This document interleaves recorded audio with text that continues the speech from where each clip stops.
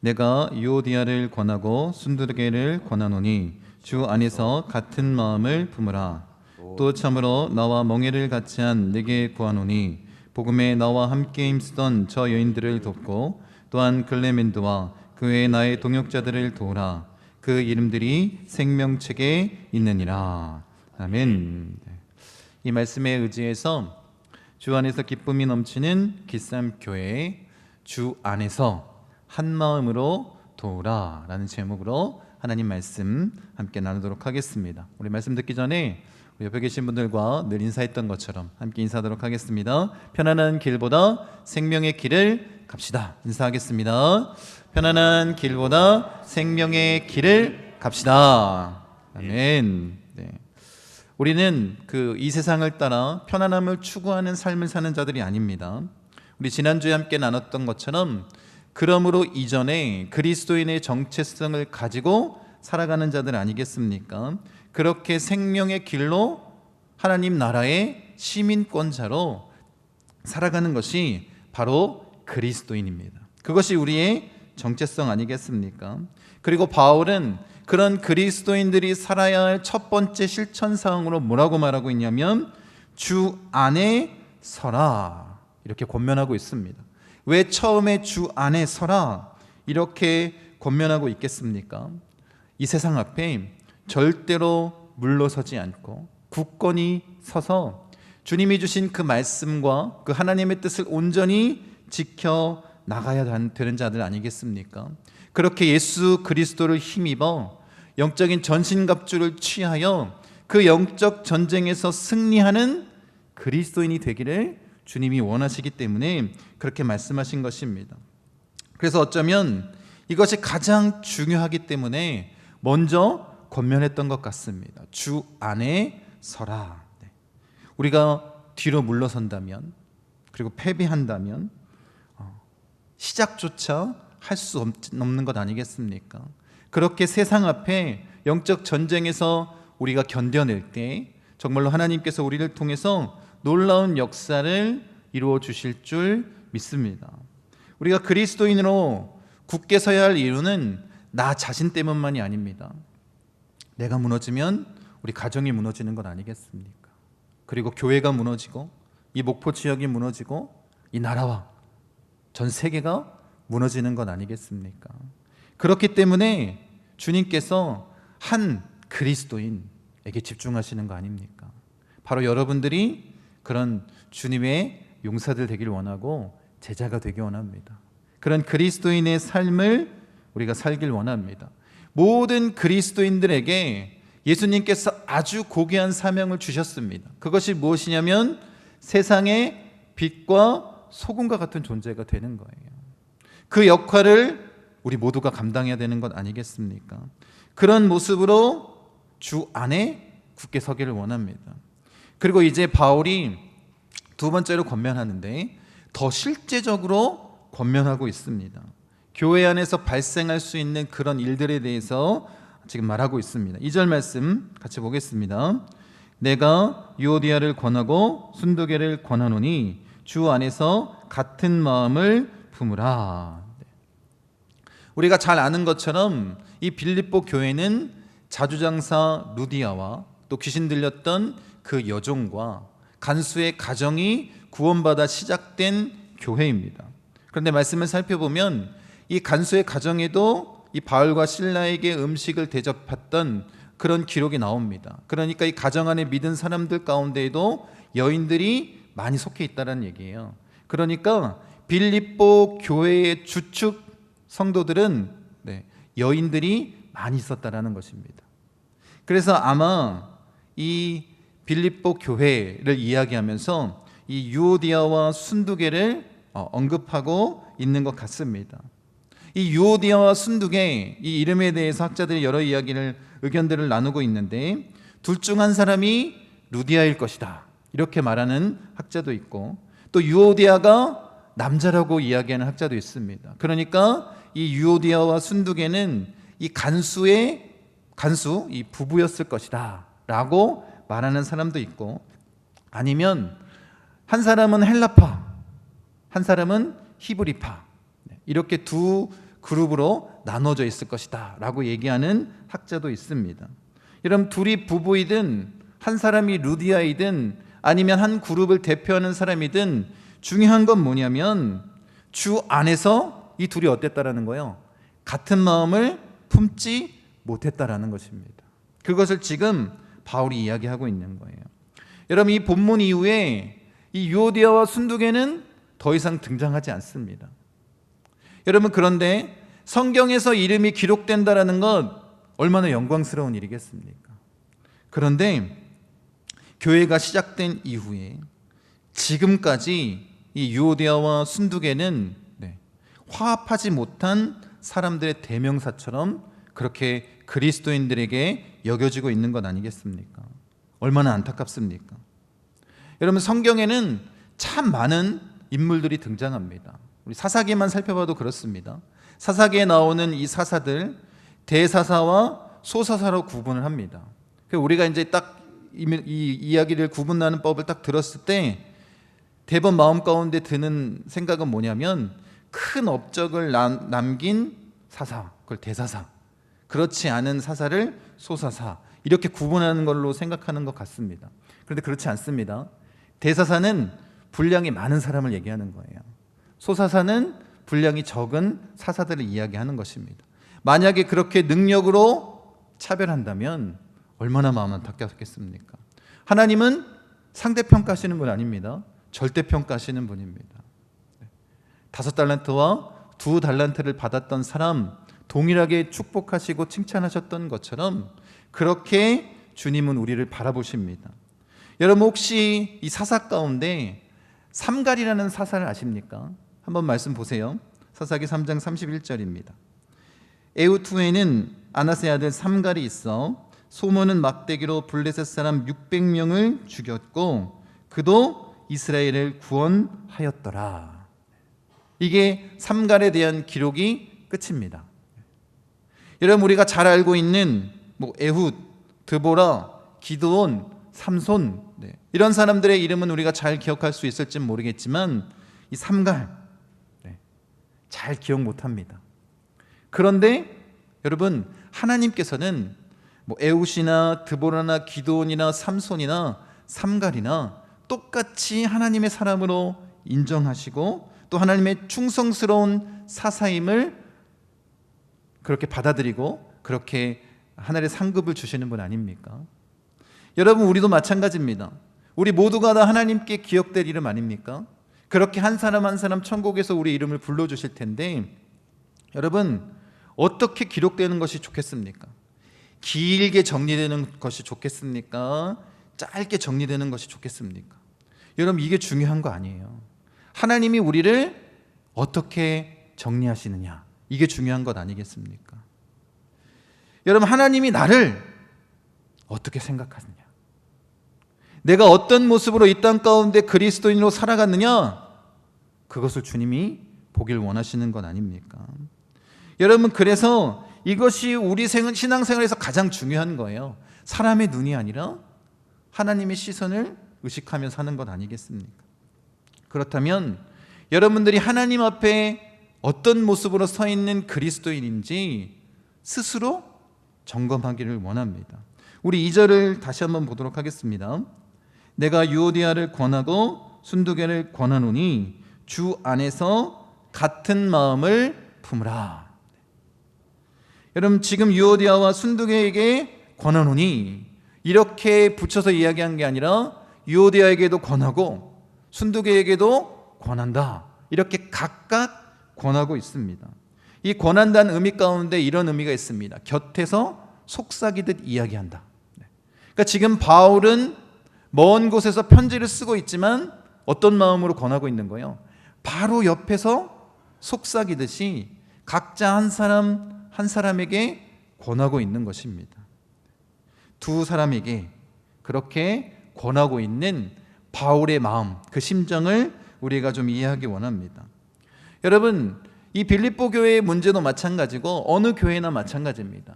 교회 안에 유력한 두 사람이 이렇게 충돌하면 어떻게 될까요? 교회에 어려움이 생길 수밖에 없습니다. 하나님이 원하시는 그 사명을 가지고 나아가야 하는 길에 걸림돌이 될 수밖에 없는 것입니다. 이것은 지금 교회뿐만 아니라 이 빌립보 교회 가운데에도 이것이 문제가 됐던 거예요. 그래서 바울의 마음이 얼마나 안타까웠겠습니까? 그래서 권면하고 있는 것입니다. 그런데 지금 둘의 문제가 어떤 것인지는 성경엔 기록되어 있지 않습니다.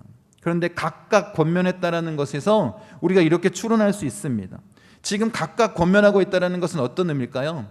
한 사람이 일방적으로 잘못한 게 아니라 어떻게 해요? 두 사람에게 동일하게 잘못이 있다는 거예요. 그래서 바울이 각각 권면하고 있는 것입니다. 교회 안에서도 마찬가지입니다. 이런 어려움이 있을 때 각자 이야기를 다 들어보고 그리고 그렇게 권면해야 되고 또 잘못이 있다면 각자에게 그렇게 이야기할 수 있어야 됩니다. 두 번째 이 문제의 근원을 우리가 살펴보면 지금 바울이 복음의 문제를 떠나 그 진리의 문제 영역이었으면 아마 그것에 대해서 이야기했을 것입니다. 아니면 죄를 범하였다면 그 죄에 대해서 반드시 언급했을 것입니다. 그래서 지금 뭐 하고 있냐면 그런 부분에 대해서는 전혀 언급하고 있지 않다라는 거예요. 죄나 거룩함을 무시하는 죄를 범한 것이 아니라 지금 어떻다라는 거예요? 두 사람의 이런 다툼이 생긴 것은 개인적인 문제라는 거예요. 서로 기질이 다른다거나 성격이 다르거나 아니면 환경이 다르고 생각하는 것이 달라서 뭐 하는 거예요? 충돌하고 있다는 거예요. 그래서 개인의 문제이기 때문에 오해와 차이에서 생기는 문제이기 때문에 각각 권면했다는 것입니다. 여러분, 교회 안에서 이런 문제들이 발생하는 근본적인 이유가 뭐냐면 복음이나 진리의 문제가 아니에요. 이런 개인적인 문제가 심각하게 나타날 때가 많다라는 것입니다. 성격과 기질, 생각의 차이에서 오는 오해입니다. 여러분, 그럼 이 문제를 어떻게 해결해야 할까? 지금 많은 교회들이 이 문제를 안고 있습니다. 그런데 이 문제를 해결하는 것이 결코 쉽지 않습니다. 왜냐하면 우리 모든 사람들은 어떤 성향을 갖고 있어요? 자기 중심적인 생각을 합니다. 이건 누구나 다 마찬가지입니다. 네. 그래서 이기심과 내 편을 만들려고 아우성치는 그런 모습들이 굉장히 많이 나타납니다. 그래서 우리가 같은 마음을 품는 것이 굉장히 어렵습니다. 인간적인 노력으로 그것을 이룬다는 것은 사실 불가능합니다.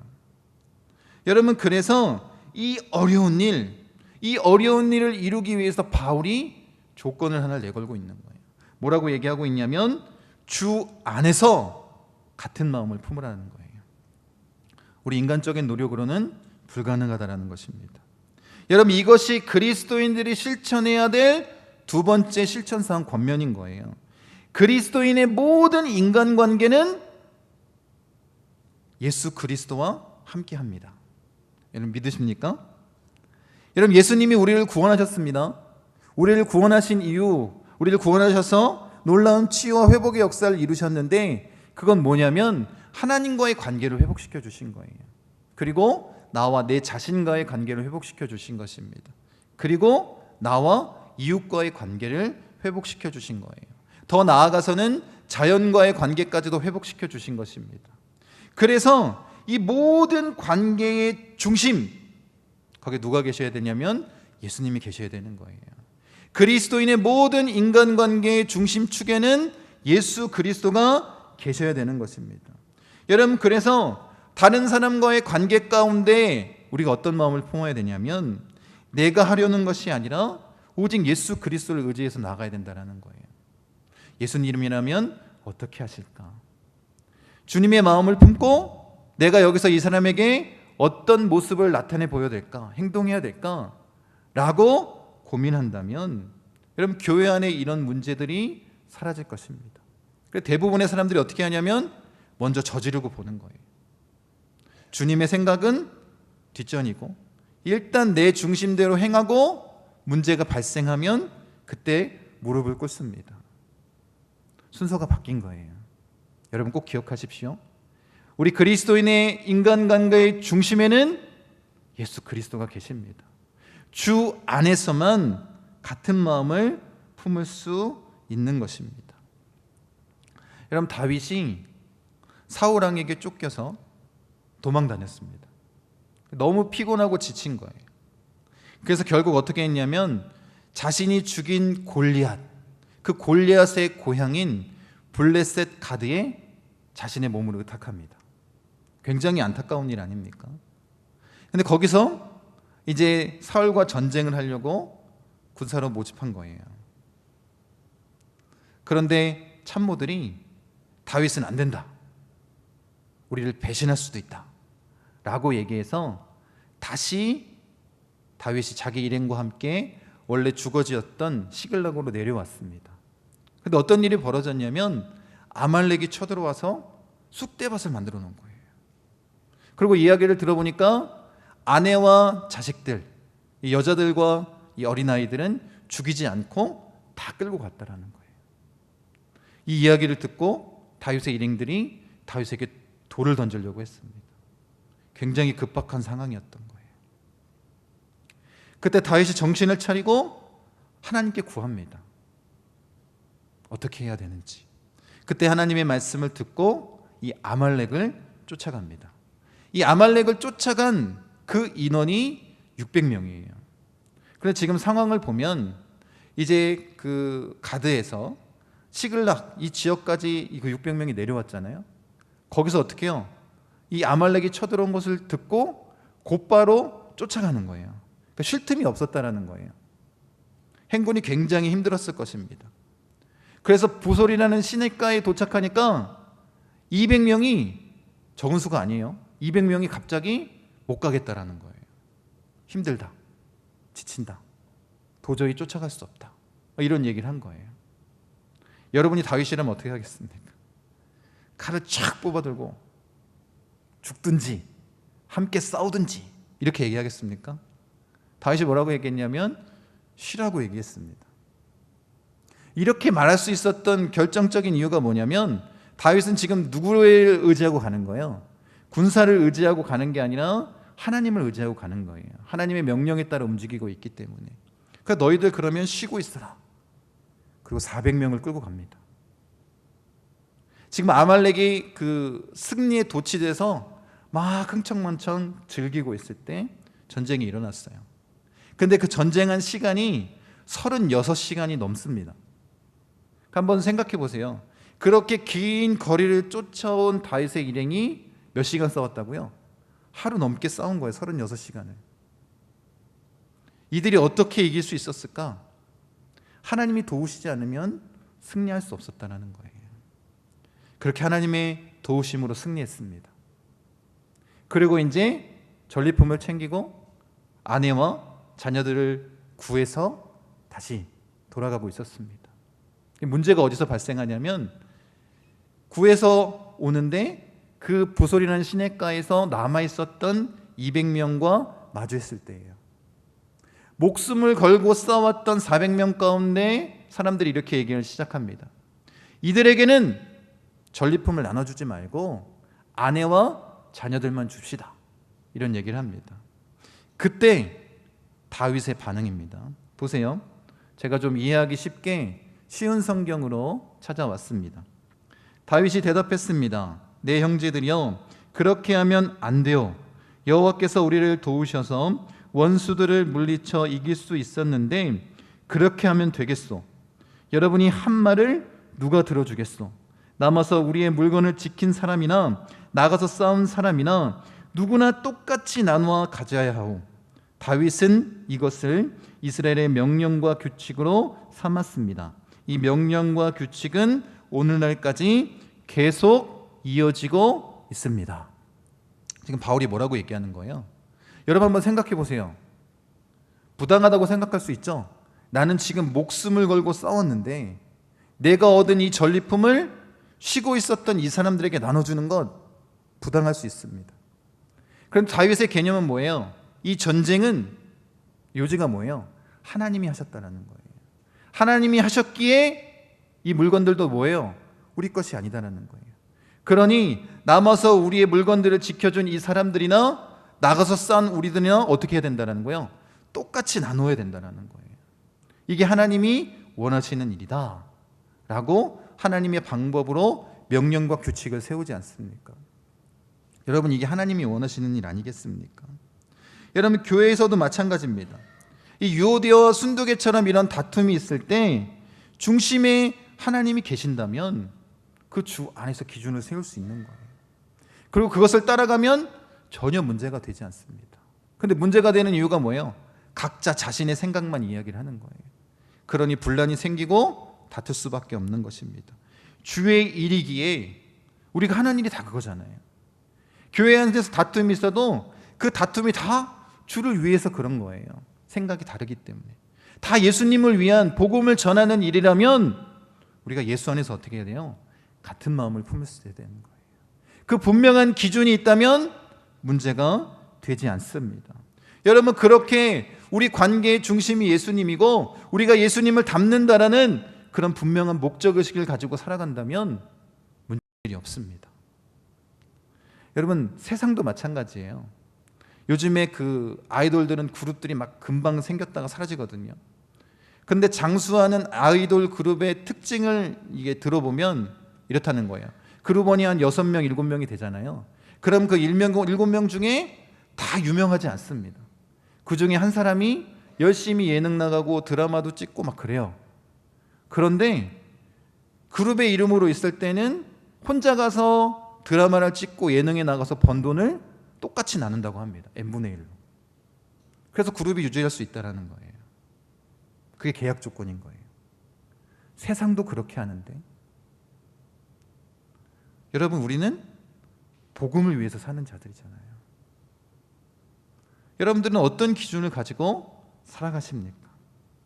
여러분 이거 주 안에서 같은 마음을 품어야 되는데 그 이유에 대해서 한 가지 더 우리 3절에 이야기하고 있습니다. 3절에 보면 또 참으로 나와 멍에를 같이 한 내게 구하노니 복음에 나와 함께 힘쓰던 저 여인들을 돕고 이렇게 얘기합니다. 그러니까 이 유오디아와 순두개가 다퉜는데 왜 다퉜다라는 거예요? 복음을 위해서 함께 힘쓰며 나아갔다라는 거예요. 그런데 자기 의견들이 서로 다르니까 다투기 시작했다는 거예요. 뭘 위해 살았는데? 복음을 위해 살았는데. 여러분 정말 우리가 복음에 힘쓰는 자들 아닙니까? 그렇게 복음을 위해 살아가기로 결단한 예수 그리스도의 제자들 아닙니까? 여러분 지금 이 문제가 유오디아와 순두개의 다툼이 당시에 가장 큰 문제였던 율법주의에 빠진 것도 아니고 영지주의 이단에 빠진 것도 아닙니다. 이들이 뭐 했다는 거예요? 복음을 위해서 힘썼다는 거예요. 그래서 우리가 어떻게 될까요? 교회 안에서 복음을 위해 살아가는 자들이기에 주 안에서 같은 마음을 품어야 되는 거예요. 여러분 우리 모두는 복음 안에서 복음을 위해서 서로를 위해 동역하며 나아가는 자들 아닙니까? 그렇기 때문에 이 모든 것이 하나님을 위한 일이기에 주 안에서 같은 마음을 품기를 원합니다. 여러분 혹시 주변에 이렇게 같은 마음을 품지 못하는 자들 있습니까? 그러면 여러분 굉장히 심각하지만 그것은 우리가 주의 일을 하는 게 아니에요. 겉으로는 주를 위해서 나와 봉사하고 헌신하는 것처럼 보이지만 하나 되지 못한다면 그것은 주의 일을 하는 것이 아닙니다. 그냥 나의 일을 하는 거예요. 여러분 우리는 주의 일을 하는 자들입니다. 복음을 위해서 사는 자들입니다. 그래서 같은 마음을 품어야 되는 거예요. 주 안에서. 여러분 다시 우리 3절 말씀을 같이 읽어보도록 하겠습니다. 또 참으로 나와 멍에를 같이 한 내게 구하노니 복음에 나와 함께 힘쓰던 저 여인들을 돕고 또한 글레멘도와 그 외에 나의 동역자들을 도우라. 그 이름들이 생명책에 있느니라. 네. 지금 바울이 이 두 여인과 다른 동역자들을 돕기를 원하고 있습니다. 그런데 뭐라고 표현하고 있냐면 나와 함께 멍에를 진 사람이라는 거예요. 그 사람의 이름은 등장하지 않습니다. 여러분 교회 안에는 이런 유명한 말이 있습니다. 하나님의 나라는 평범한 사람들의 비범한 헌신으로 이루어진다. 어쩌면 이 말에 가장 부합한 사람인지도 모르겠습니다. 자기의 이름조차 드러나지 않았던 나와 같이 멍에를 함께 맨 자. 그 사람에게 부탁하고 있습니다. 특히 이 유오디아와 순두계, 그 두 여인이 바로 이들을 지칭하는 것입니다. 여러분, 우리가 아는 것처럼 이 멍에는 밭을 갈기 위해서, 수레나 쟁기를 끌기 위해서 마소의 목에다 매는 막대기입니다. 여러분, 그런데 보통 한 마리가 쟁기를 끌면 한 500평 정도를 하루에 할 수 있다고 합니다. 그런데 두 마리가 끌면 200평을 간다라는 거예요. 그래서 왼쪽에 있는 소를 달 때는 좀 숙달된 그런 소, 힘 있는 소를 달고, 오른쪽에는 약간 미숙한 그런 소를 답니다. 그래서 오른쪽에 있는 소가 왼쪽 소를 보고 닮을 수 있게끔 그렇게 이끌어 간다고 합니다. 그렇게 해서 이 두 마리가 한 마음으로 함께 멍에를 치면 몇 배 효과가 나는 거예요? 두 마리인데 4배 효과가 나는 거예요. 여러분, 우리도 마찬가지입니다. 우리가 봤을 땐 연약할지 모르겠지만 우리 모두가 같은 마음으로 서 있다면 이 시너지 효과가 어떻게 나타날지 아무도 모르는 거예요. 하나님만이 아시지 않겠습니까? 그런 은혜가 우리 가운데 있기를 원합니다. 여러분, 지금 바울이 나와 함께 멍에를 맨 자라고 얘기를 하고 있는데, 우리 모든 그리스도인들은 다 이 복음의 멍에를 진 자입니다. 왜냐하면 이 복음의 멍에를 누가 지어주셨어요?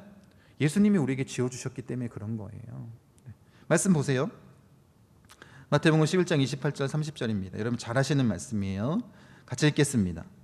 수고하고 무거운 짐진 자들아 다 내게로 오라. 내가 너희를 쉬게 하리라. 나는 마음이 온유하고 겸손하니 나의 멍에를 메고 내게 배우라. 그리하면 너희 마음이 쉼을 얻으리니 이는 내 멍에는 쉽고 내 짐은 가벼움이라 하시니라. 아멘.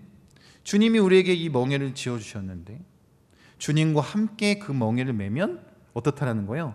쉽고 가볍다라는 거예요. 여러분, 우리 안에 성령님을 보내주시고 우리 그리스도인들이 같은 마음으로 그 멍에를 메면 주 안에서 이건 쉽고 가벼운 것이 되는 거예요. 그런데 어떻게 해요? 같은 마음을 품지 못하면 얼마나 무거워지겠습니까? 주님이 우리에게 이런 사명을 주신 것입니다. 그래서 바울이 함께 멍에를 진 사람에게 서슴없이 부탁할 수 있는 거예요. 유오디아와 순두계를 부탁합니다. 글레멘드를 부탁합니다. 다른 동역자들을 부탁합니다. 그들이 함께 설 수 있도록. 여러분, 우리도 복음을 함께, 그 복음의 멍에를 함께 진 동역자들에게 이렇게 서슴없이 부탁할 수 있는 사람이 되어야 되지 않겠습니까?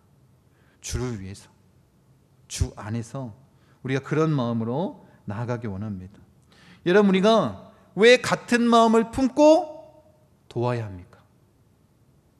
그 이유를 바울은 뭐라고 얘기하냐면 우리가 생명책에 다 기록되었기 때문이라는 거예요. 여러분, 여기서 만난 우리들이 다시 어디서 만날까요? 천국에서 다 만나는 거 아니에요? 생명책에 기록되어 있기 때문에. 여러분, 우리가 주 안에서 같은 마음을 품고 서로 도와야 될 이유가 바로 이것입니다. 여러분, 생명책에 기록되어 있다라는 것, 그 이름이 불린다라는 것, 우리가 천국 갔을 때 그것이 우리에게 얼마나 큰 의미이겠습니까? 여러분, 우리가 품어야 할 가장 중요한 가치입니다. 여러분, 예수님께서 이제 제자들을 떠나 십자가를 지시고 하늘에 올라가실 때가 되니까 70명의 제자들을 파송하셨습니다. 누가복음에 보니까 둘씩 짝져서 복음을 전했는데 놀라운 역사가 나타난 거예요. 그래서 이제 보고하는 것입니다. 그들이 모여서 제자들이 막 흥분했습니다. 주님한테 뭐라고 얘기하냐면 주여, 주의 이름이면 귀신들도 우리에게 항복하더이다. 막 흥분해서 막 자랑하기 시작했습니다. 여러분, 우리도 마찬가지입니다. 복음을 위해서 우리가 헌신하며 나아갈 때 그 놀라운 역사들 보면서 이렇게 흥분될 수 있습니다. 주님, 내가 이렇게 복음을 전했더니 이런 일들이 일어났습니다. 막 그럴 수 있습니다. 그때 주님이 제자들에게 이렇게 말씀하십니다. 이걸 기억하십시오. 같이 한번 읽겠습니다. 누가복음 10장 20절입니다. 그러나 귀신들이 너희에게 항복하는 것으로 기뻐하지 말고 너희 이름이 하늘에 기록된 것으로 기뻐하라 하시니라. 너희 이름이 하늘에 기록된 것으로 기뻐하라. 이게 하나님이 원하시는 거예요. 우리가 왜 주 안에서 같은 마음을 품고 도와야 됩니까? 생명책에 이름이 기록되었기 때문이에요. 그래서 기뻐하는 거 아니겠습니까? 하늘나라의 시민으로 그렇게 우리가 사는 것입니다. 여러분, 나 중심이 인간적인 마음을 다 내려놓고 하나님 중심으로 나아가면 전혀 문제가 생기지 않습니다. 아직도 내 자아가 죽지 않았기 때문에 이런 문제가 발생하는 것 아니겠습니까? 여러분, 그래서 우리가 더욱더 주 안에서 하나 되길 원합니다. 여러분, 이 생명책에서 이름을 불린다는 것, 이 의미를 우리가 조금 더 살펴보기 위해서 여러분, 2001년도 9월 11일 날 미국 뉴욕의 그 세계 무역센터가 테러로 무너졌습니다. 그리고 거의 한 20년이 지난 지금까지도 추모식을 합니다. 그리고 이 기념식이 열릴 때 9.11 테러로 죽은 2792명의 이름이 하나씩 호명이 돼요. 근데 그 이름이 불려질 때 여러분, 그 이름과 상관없는 사람들은 왜 이렇게 2000명의 이름을 부르지? 관심이 없을 수 있습니다. 이 비슷한 예가 우리나라에서도 찾아볼 수 있습니다. 2014년 4월 16일 날 여러분이 잘 아는 것처럼 세월호 사건이 벌어졌습니다. 그리고 이제 추모하기 위해서 여러 가지 일들이 있었는데 한 사람이 이름을 불러주세요 라는 곡의 영상으로, 곡을 통해서 이제 영상을 하나 제작을 했는데 이 영상의 내용이 다른 거 별로 없습니다. 305명의 이름이 하나씩 불리는 거예요. 그런데 이 영상의 길이가 10분이 넘습니다. 여러분, 대부분 이 세월호 사건과 그렇게 크게 관심이었거나 관계가 없는 사람들은 빨리 넘겨서 보거나 아, 그렇구나 하고 넘깁니다. 근데 여러분, 한번 잘 생각해 보십시오. 그들의 가족이거나 부모이거나 친척이라면 그 이름이 불릴 때 얼마나 전율을 하겠습니까? 여러분, 하나님이 우리의 이름을 불러주신다는 것 얼마나 큰 의미겠습니까? 그렇게 우리는 생명책에 기록된 사람이라는 거예요. 그런데 아직도 나 중심의 삶을 살고 주 안에서 한 마음을 품지 못하면 누가 가장 탄식하시겠습니까? 우리 목포 순복음 중앙교회 안에 정말로 주 안에서 한 마음으로 함께 도우며 그렇게 나아가는 역사가 이루어지기를 원합니다. 여러분들은 하나님께 어떤 의미를 가진 이름으로 불리기를 원하십니까? 불화의 대명사로 불리기를 원하십니까? 복음의 사명자로 불리기를 원하십니까? 여러분, 우리는 복음의 사명자이기에 주 안에서 같은 마음을 품은, 한 마음으로 돕고 나아가는 복음의 사명자로 기억되길 원하는 것 아닙니까? 여러분, 우리가 온전히 주님 앞에 서기를 원합니다. 혹시 내가 아직도 나 중심의 삶을 살고 있든지 아니면 주변에 있는 사람이 그런 문제를 품고 있다면 우리가 해야 될 일은 뭐냐면 함께 멍에를 진 자로 도와야 되지 않겠습니까? 주님이 원하시는 길로 인도해야 되지 않겠습니까? 구경하거나 방관하거나 어떻게 되는지 보자, 이게 아니라 진짜 같은 마음을 품고 나가야 되지 않겠습니까? 그걸 주님이 원하고 계십니다. 그러면 기억하십시오. 바울은 이미 이 말씀의 의미를 우리가 함께 나눴던 1장 27절에 우리에게 전해줬다라는 거예요. 같이 한번 읽고 말씀을 마무리 짓기를 원합니다. 같이 한번 읽겠습니다. 오직 너희는 그리스도의 복음에 합당하게 생활하라. 이는 내가 너희에게 가보나 떠나 있으나 너희가 한 마음으로 서서 한 뜻으로 복음의 신앙을 위하여 협력하는 것과, 오직 너희는 그리스도의 복음에 합당하게 생활하라. 이는 내가 너희에게 가보나 떠나 있으나 너희가 한 마음으로 서서 한 뜻으로 복음의 신앙을 위하여 협력하는 것과. 여러분, 제가 이 말씀을 아마 작년 한 7월 정도에 전했던 것 같습니다. 반년이 지났잖아요. 여러분 삶의 변화가 있으셨습니까? 아니면 그때와 똑같이 살아가십니까? 여러분, 우리는 생명책에 이름이 기록된 자들입니다. 그에 합당한 삶을 사시는 분들 되시기를 간절히 축원드립니다.